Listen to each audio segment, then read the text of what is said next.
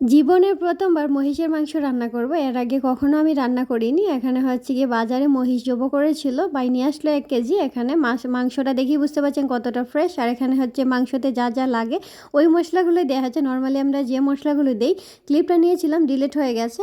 তো মশলাটা কষানোর পর হচ্ছে গিয়ে মহিষের মাংসটা দিয়ে দেওয়া হয়েছে। গরুর মাংস চাইতে মহিষের মাংসের কালারটা একটু অন্যরকম, যেটা আমার কাছে মনে হয়েছে।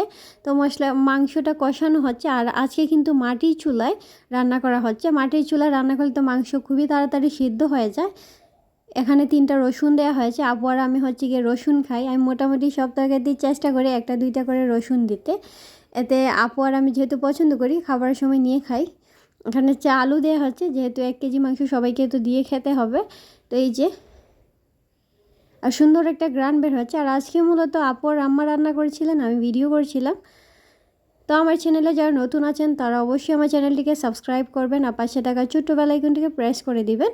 আর এই যে দেখতে পাচ্ছেন, এখানে হচ্ছে গিয়ে একটা মাংস মশলা দিয়ে দিচ্ছে 1 চামচ, ঝোলটাও দিয়ে দিয়েছে। খুব সুন্দর আগুন হচ্ছিল, লাগে অলরেডি রান্না শেষ।